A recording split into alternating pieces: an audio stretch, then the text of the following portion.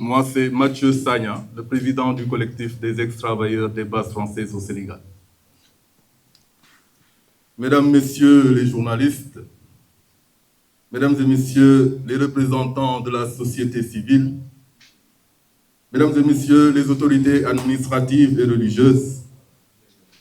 Mesdames et Messieurs les invités, chers camarades, je vous remercie d'avoir répondu à notre invitation. En ce 30 juin 2026, date qui marque exactement une année depuis la cessation de nos activités professionnelles au sein des bases françaises au Sénégal, nous prenons la parole au nom de centaines de travailleurs sénégalais qui ont servi loyalement durant de longues années et qui, depuis la fermeture des bases, vivent une situation sociale particulièrement préoccupante. Nous avons choisi de nous organiser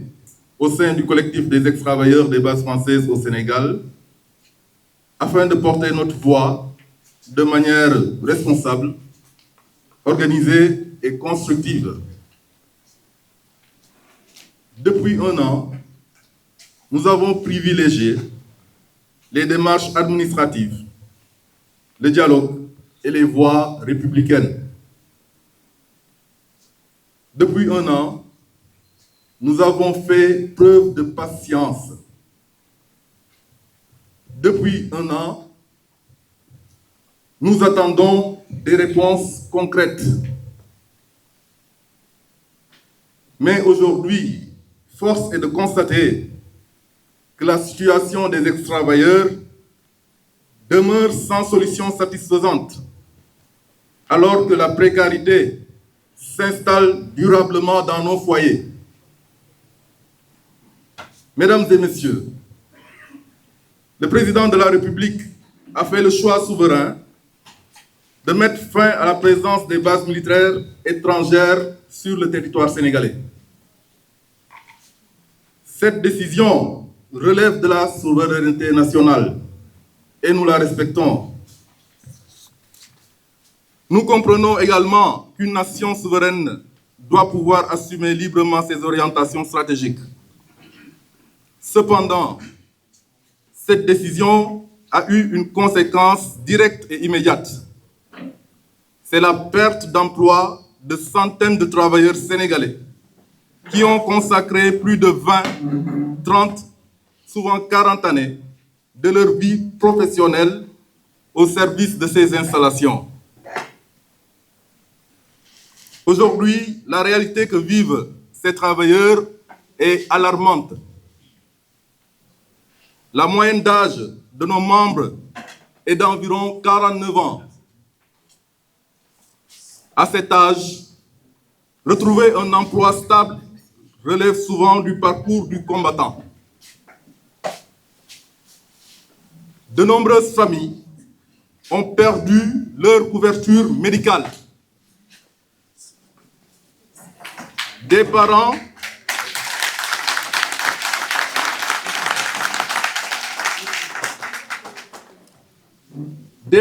éprouvent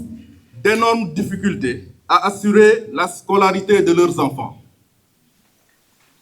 Des travailleurs font face à des loyers impayés et à la menace permanente d'expulsion. Des camarades subissent les pressions quotidiennes des établissements bancaires en raison de crédits contractés alors qu'ils disposaient encore d'un emploi stable. Des ménages peinent à régler leurs factures d'eau et d'électricité. Pour certains, il devient difficile d'assurer les besoins alimentaires les plus élémentaires. Derrière ces données, il y a des visages, il y a des familles, il y a surtout des enfants. Il y a des citoyens sénégalais qui ont travaillé honnêtement toute leur vie et qui se sentent aujourd'hui oubliés. Après avoir servi pendant des décennies sur les bases françaises au Sénégal, Des centaines de travailleurs et leurs familles vivent désormais dans une précarité qui ne cesse de s'aggraver. Nous affirmons avec force que la fermeture des bases ne doit pas se traduire par l'abandon des travailleurs sénégalais qui ont contribué à leur fonctionnement. Mesdames et messieurs, nous observons aujourd'hui avec beaucoup d'émotion la transformation de notre ancien lieu de travail dans le cadre des préparatifs des Jeux olympiques de la jeunesse Dakar 2026. Nous sommes fiers que notre pays accueille un événement aussi prestigieux. Nous nous réjouissons aussi de voir le Sénégal rayonner sur la scène internationale, mais nous ne pouvons cacher notre profonde amertume. Nous voyons aujourd'hui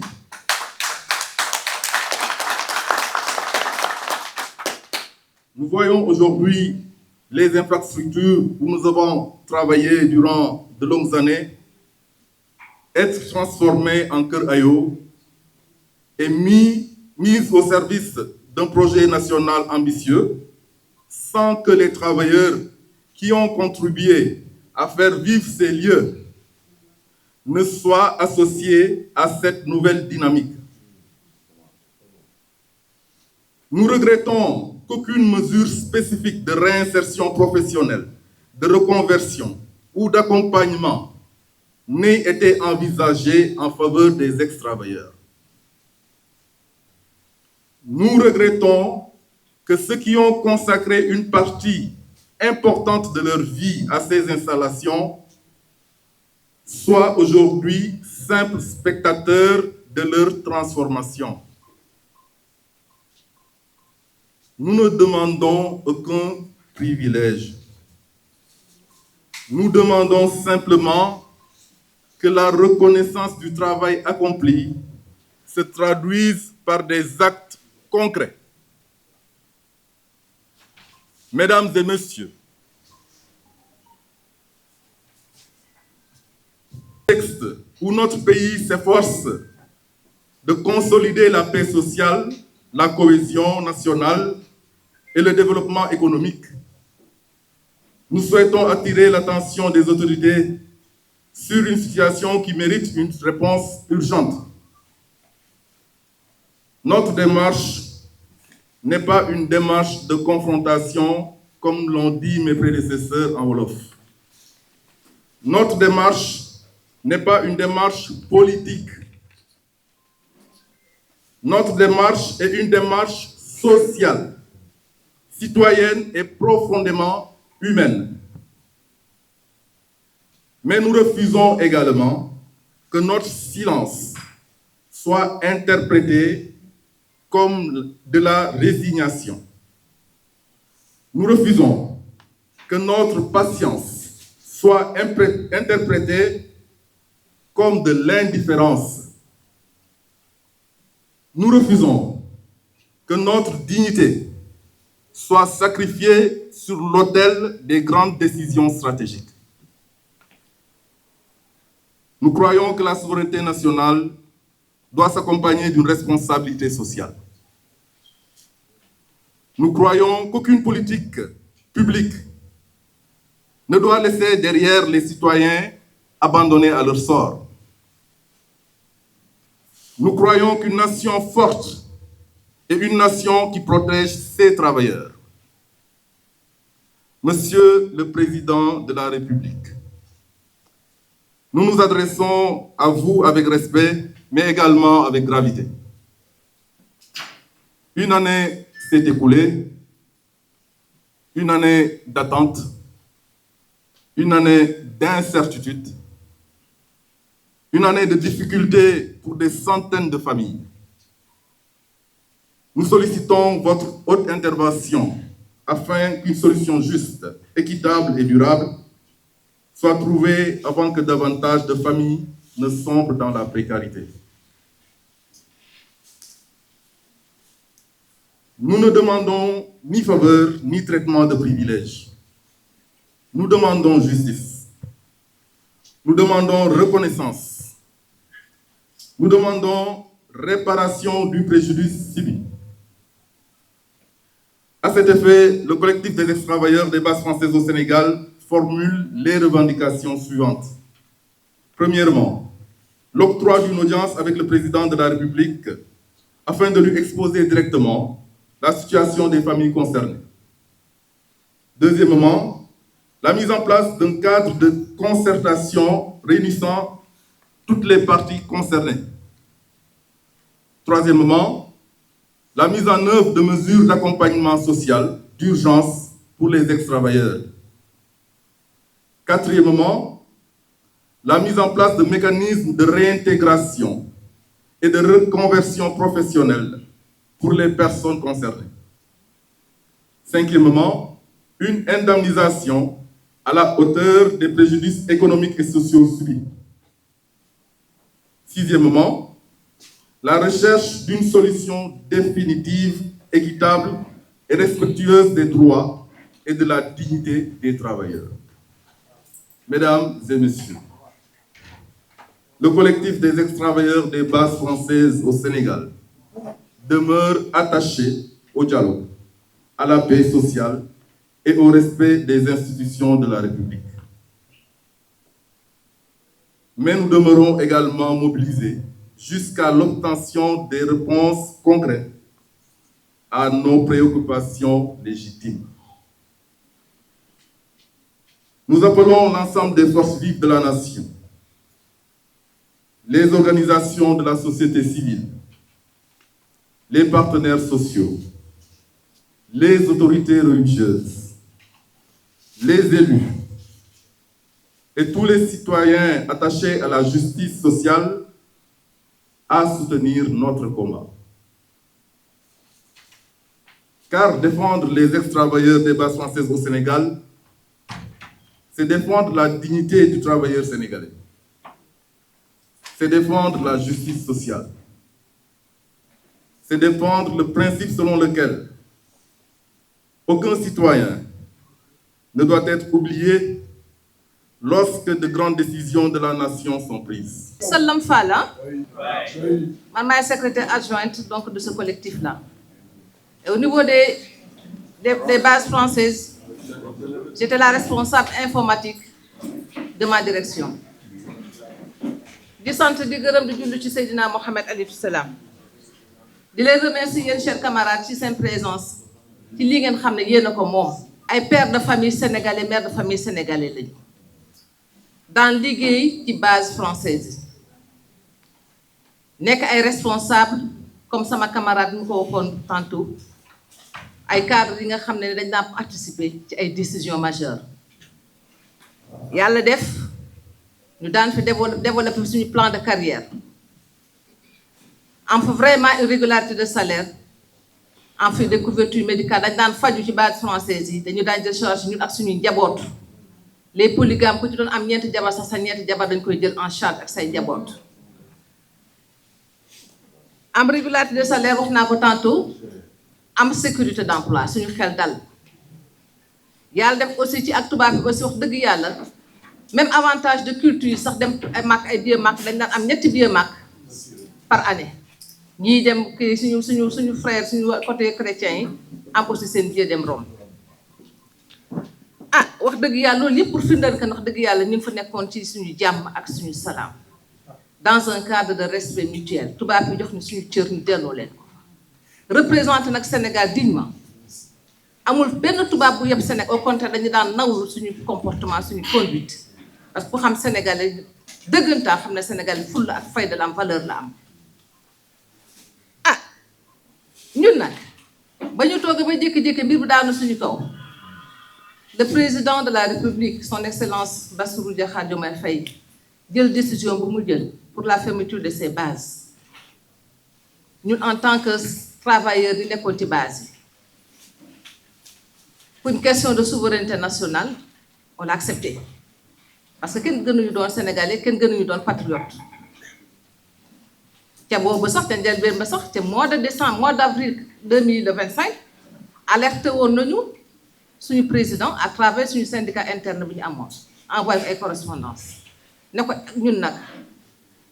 te donc ci dépôt boobu la ñu commencé fëgg ci buntam yàlla def ñuy xaar mbir mi ba mbir mi ci àgg 30 juin 2025 ñu am licenciement collectif général tout le monde ñu dàq ñu perdre suñu liggéey lépp boobu léegi ñuy xaar tey jii nag mooy suñu date anniversaire ça fait 1 an bi nga xam ne ni waxuñu ñu woowuñu ñu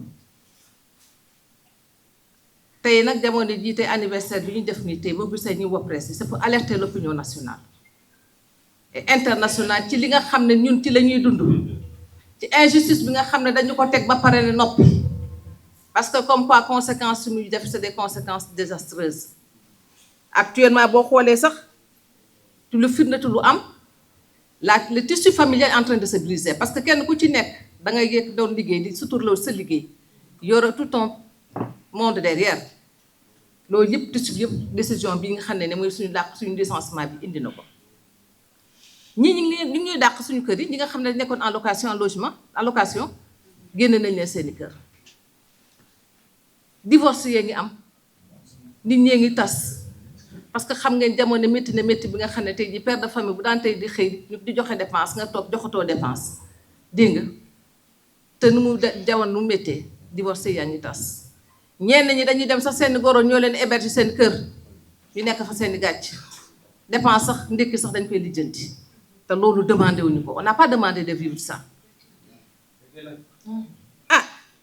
ay traumatisme stress bi nit ñee ngi feebar les gens sont malades actuellement bu ñu feebaree fu mu nekk ni xamuñ fu ñu fajoo alors que ñu dañ daan faju ci ay cliniques yu baax ci hôpital yu baax amoon suñu benn institut de prévoyance maladie sama collègue wax na ko léegi bi nga xam ne avec des prises en charge de 80% dégg nga sur les médicaments 70% pour tous les soins médicaux donc côté boobu ci jamono yi amuñu woon wax dëgg yàlla ci côté maladie amuñu ko on avait des cas de maladie chronique yi nga xam ne ñun ñoo ko doon régler suñu bopp tubaab bi duñ ci jàppale li ci gën a garaaw ci mbir mi sax lu hormis li ma wax nii mooy suñu njaboot yi suñu doom yi ba ñu nekk yàlla suturaal ñu nekk ci cadre bi nga xam ne alhamdulilah suñu doom lañ bëggoon suñu doom nekk bokk ci crème société nekk des enfants de valeur ay njaboot yi nga xam ne dinañ participer contribuer ci xam-xam ci xarañ dugal leen école yu baax tey suñu doom yooyu tey di ndax ñàkk alal ñàkk lu ñu leen fay xale yi génn nañ leen dàq nañ leen seen école on a créé un traumatisme dans l'esprit de ces enfants là xale yi actuellement ñu ci bëri ay délinquants la ñuy mujj parce que la nature a horreur du vide xale mënoo ko dugal ci benn école bu baax privé nga jëlee ko di ko dugal ci yenn école ay universités comme ça traumatisme donc actuellement les enfants on est en train de développer une délinquance juvénile dans ce pays là humiliation ñàkk di manque de dignité weesu tey nga xëy tey le matin wax nañ ko tantôt ngay toog nga jàkkaarloo seen njaboot te nga daan xëy suba teel di liggéey di indi ci kër gi. on a été très pacifique on a été très démocrate am yar wax nañ ko fi sànq parce que ñu arme moo ñu yar kenn dégguñu fenn dem nañu fu ñu war a dem nag fëgg nañu bu l'Assemblée nationale demandé nañ fi audience dem nañ ci autorité yëpp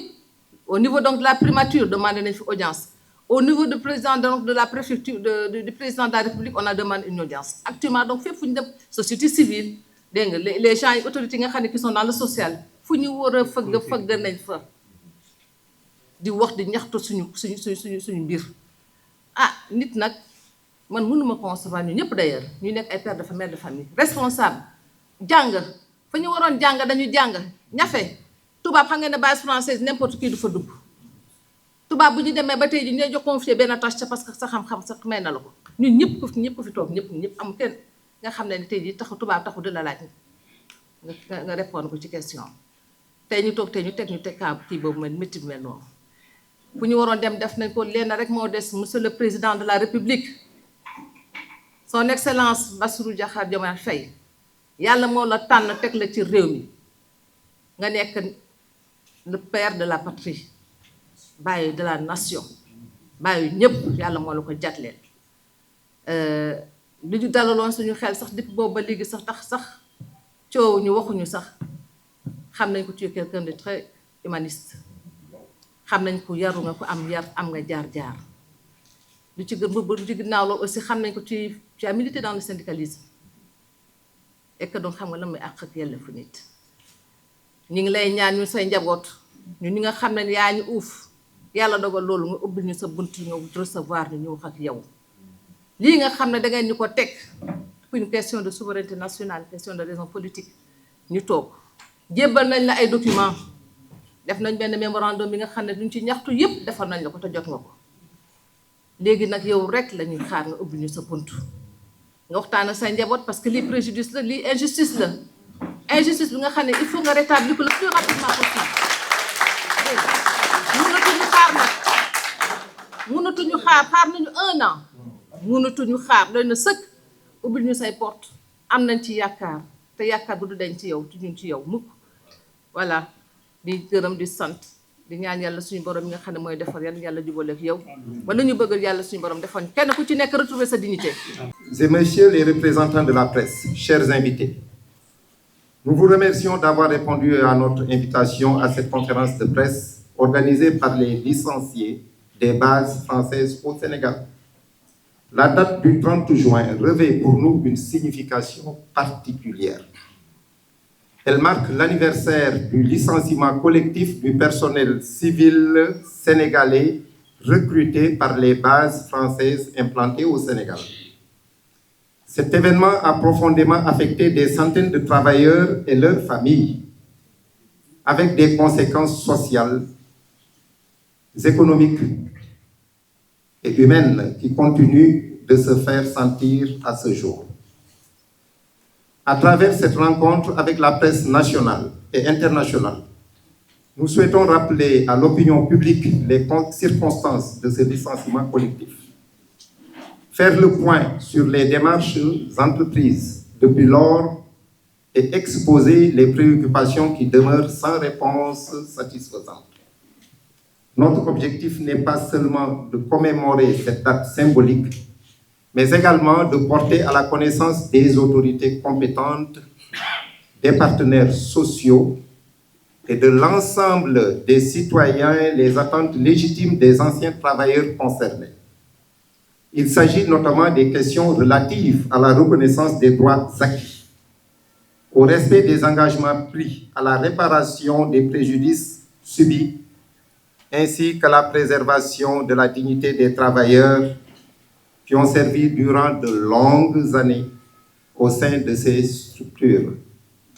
Cette conférence sera également l'occasion de réaffirmer notre attachement au dialogue,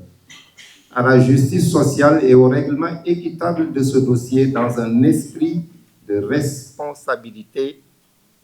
et de respect mutuel. Nous espérons que les échanges de ce jour contribueront à une meilleure compréhension de notre situation et permettront de renforcer les efforts en faveur d'une solution juste et durable.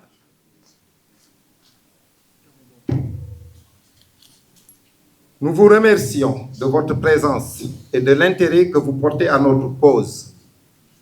Je vous remercie pour votre aimable attention.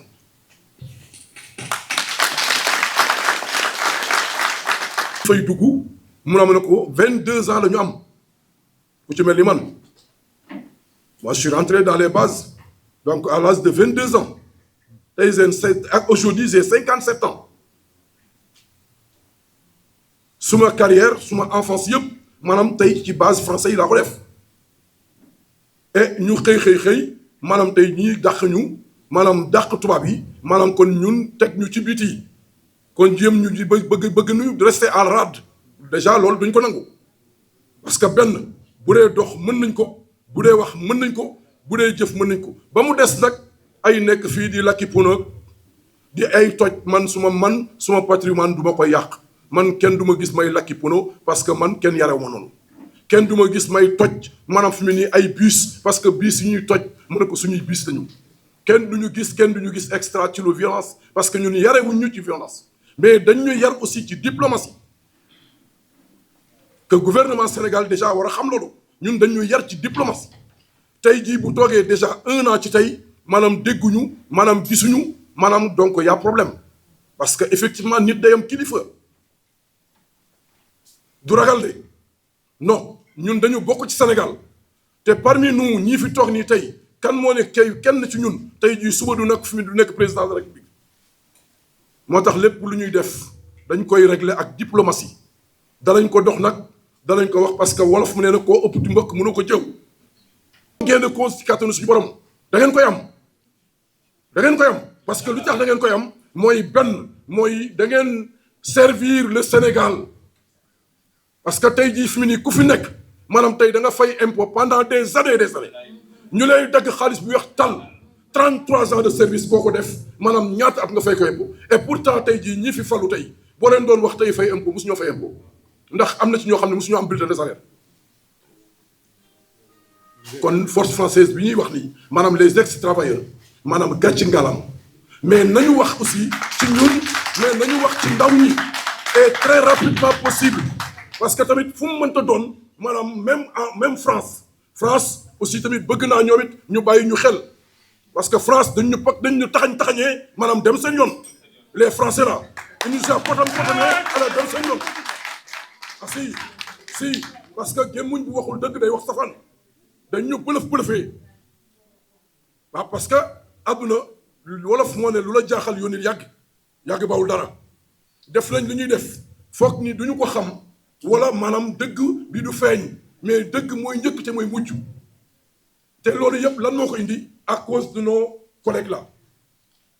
ñoom ñoo fexe ba découvrir ñoo fexe ba dox gëstu ba xam ni tubaab yi maanaam dañ noo def njaxasu bay fal tay nañu ak gouvernement Sénégal ñun on est rien compris ba pare ñu dem seen yoon su jaree nag ñu dem France dañuy dem France parce que ñun kenn mu ñoo tere dem France maanaam dem manifester foofu président France nag lii ñuy wax nii maanaam dañu bëgg maanaam tey jii na ko yëg ni ko président Diomaye waree yëg na ko Diomaye maanaam tey jii wax xam nga nu ñu koy waxatee Macron maanaam ñoom ñaar ñu régler suñu problème mu doom parce que actuellement suñu doom yeeg suñu jarbaat yi dañu sonn wasalaam. man Ibrahima Ndiaye laa tudd ma nekkoon pendant plus de 30 ans aux éléments français au Sénégal et j'ai servi comme préventeur adjoint au conseiller du général en tout ce qui est prévention, sécurité et environnement. Et j'ai eu à participer comme d'autres collègues parce que boo gisee ma def présentation bi dama bëgg au nom de tous les Sénégalais ñu xam ne armée française du woon ay nit yu fa amul woon qualification wala ay nit yu nekkul teg yu newul dara ku ci nekk bu dee ci domaine bi mu jël su dee mécanicien li mu xam ci matériel véhicule militaire am na ñu nekk dans l'armée fii te mënuñu ko bu ñu xoolee armurerie on a des collègues yoo xamante ne li ñu xam ci arme en tant que civil ñii nekk dans l'armée sénégalaise sax xamuñu ko capacité yooyu parce que je donne un exemple parce que par rapport à l'histoire moi j'ai contribué à former les éléments de Koulikoro les cadres à l'école de Koulikoro yi nekk Bamako ñëw nañ je les ai formés ci suma liggéey donc ñun on formé des capitaines des lieutenants des cadres de l'armée ñu nekkoon dans l'Afrique occidentale française donc nous tenons à vous rappeler que on a des licenciés ñoo xamante ne ils ont des potentiels boo duggee ci domaine électrique informatique électronique comptabilité loolu laal on a des gens yoo xam ne dañoo am ay bac plus 3 bac plus 4 bac plus 5 donc dama bëgg au nom de tous les collectifs que le Sénégal ñu xam ne ils ont des veillants fils dignes qui ont appris qui ont des formations et des qualifications de haut niveau autant pour moi donc je tenais à dire que ñun comme li ñuy wax l'armée yar moo ñu téye parce que ñu ne c'est la grande muette c'est un an c'est bien ñu gën ñu célébrer ko mais dañu bëgg ngeen xam ne ñun aussi dañu am yar am ordre discipline parce que quelle que soit suñu position de civil on a les ordres la rigueur la discipline le travail bien fait ñun l'État sénégalais devait se glorifier de nous parce que à travers nos fonctions yi ñu occupé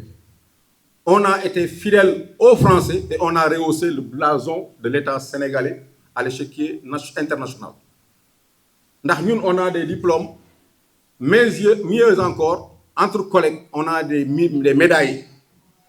de l'État français avec des médailles de l'État sénégalais. Donc l'État français a eu à nous décerner des médailles. Pour un travail bien fait. Donc, certes, nous avons ci boubi comme nous ko waxé sank sama collègue ñun il nous reste que 6 mois ñu dem à la retraite. Fi xalé yi amna ño xamné bi ñuy ñëw di fi dugg ñi fi def ay 2 ans 3 ans dañu am ay licence ay master. Commencer def sen vie. Moi j'ai géré pendant 10 années l'IPM des éléments français au Sénégal et j'en sais quelque chose. Ndax IPM bi ñu koy gérer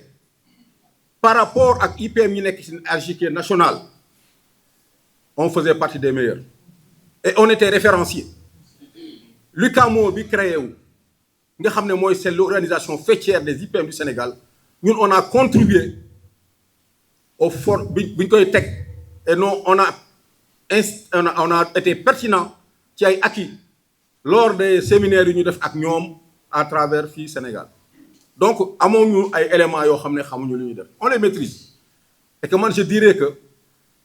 ñun ñu ngi état bi Sénégal mi ngi nelaw parce que ñun on était dans l'armée c'est que ñun on est plus placé que tout autre civil dans l'armée sénégalaise pour servir parce que am nañ yar am nañ le savoir-faire ak le savoir-vivre. Mieux bi ñuy nekkee fii tubaab bi lu mu bon tegoon nañ ci ay conditions yu normales yu idoines respecté ñu nag jox ñu cër parce que tubaab bi ci boppam ñi doon ñëw fii am na loo xam ne bari na fii suñu collègues yi suñu waxee service yi ñu nekkoon ñoo ko doon doxal parce que seen xam-xam seen kattan seen mën-mën moo leen ko mayoon ñàkkuñu fayda nag defuñu leen ci fu may tëjee mooy que man invite laay def à l'état sénégalais ñun ay doomu état Sénégal lañ ci besoin yi état Sénégal ci politique am ñun dañ ci conformé wu et bu doon démb bu doon tayaat li ñu bëggoon ñoom mën nañu ci fekk si balaa ñu loolu xam loolu ñoom ñu waxoon ñu bi Sénégal nekkee fii France nekk fii ak ñoom bu ñu waxoon ñëw leen liggéey armée française gars yi du moins ñëw leen armée sénégalaise ñun on serait prêt à aller travailler là-bas pour wax leen ñun ay patriotes lañ kenn gënuñu nga bëgg suñu réew mais nag doole yamul mais aussi il faut ñu bàyyi xel dañu nekk ay njaboot yaa suñu ay doom ñu nekk ci ay éducation yu normal école yu baax ñu leen assister suñu sutura ñu ko doon dox di liggéey ñun nekkuñu fi pour tubaab nekkuñu fi ñun ay africains lañ ay sénégalais on est là pour l'État pour Sénégal en tant que sénégalais mais su Sénégal décidé dara ñun ñu nangu ko suñ ci amee ngaañ-ngaañ ñoom ñoo ñu war a fajal waruñu woon sax di xaar tubaab yi ñu jëf parce que am na ñuy wax naan on nous a donné beaucoup d'argent ay dilatoire la ndax lu ci mënti nekk mooy ñun état sénégalais balaa France di xalaat ñoom ñoo njëkkoon xalaat bi ñuy régler programme bi dañu waroon wax nu ñuy def pour xalaat suñu ëllëg ba pare balaa ñu jël décision mais ñun dañuy jël sacrifier ñu nekk ay góor nag yor suñu njaboot yor suñu suufara mais ñàkk liggéey ñeen ñëpp xam ngeen ko tant que sénégalais li nekk ci ñàkk liggéey ñàkk suutura nit ki teraangam nga xawi ko dara gënu koo metti ndax waajur bu war a xëy nga daan yow 4 heures du matin ba ngay génn say doom duñu la gis ngay ñëw ngoon boo xëyee di yeewu say doom nga bàyyi leen ñu yeewu fekk la nga leen di gis ñu la papa lu tax liggéeyoo comme ni ko sama collègue bi waxee nga naan leen dañ maa dax xale yi war a jàngi famille yaa ngi jaxasoo tey le peu que tubaab bi jox nañu ko am na ñoo xam ne par rapport à leurs engagements bancaires ça fait que li leen tubaab bi jox banque bi daf ko consigner di leen toppaat bor. Imagine leen on a 1 an jour pour jour entre collègues 1 an mënoo sax génne dépense boo joxe mais les jeunes pourquoi ñu leen di bàyyi heure bi seetaan la heure bi waroon na fekk tous les jeunes yi am capacité liggéey heure bi waroon na fekk ñu déployer leen bu yàgg dans l'armée sénégalaise parce que moo doon suñu milieu loolu la ñu xamoon bu ñu leen di yóbbu feneen on est preneur.